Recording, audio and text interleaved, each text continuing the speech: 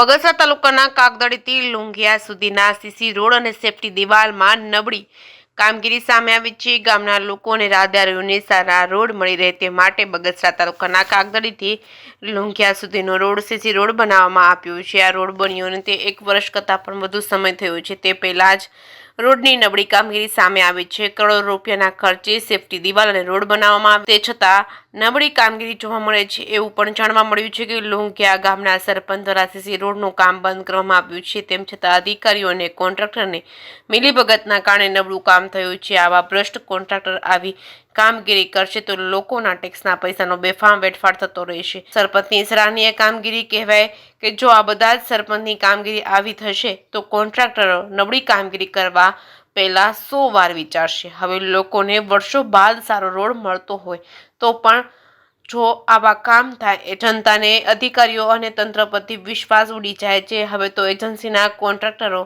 નવું શીખ્યા છે કે જે બોર્ડ મારવામાં આવે તે બોર્ડમાં રોડને લગતી તમામ વિગત લખવાની હોય છે, પરંતુ આ અધિકારીઓ અને કોન્ટ્રાક્ટરની મિલીભગતના કારણે બોર્ડમાં કંઈ લખતા જ નથી.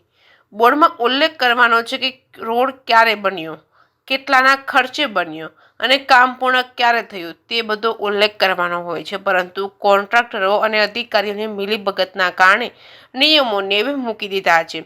હવે આવી ઢીલી નીતિ રાખનાર એજન્સી સામે અમરેલી વહીવટી તંત્રને જે તે વિભાગના અધિકારીઓ દ્વારા લાલ આંખ કરવામાં આવે અને આવી એજન્સીને બ્લેકલિસ્ટ કરી કડક કાર્યવાહી કરવામાં આવે તેવી લોક માંગ ઉઠી છે.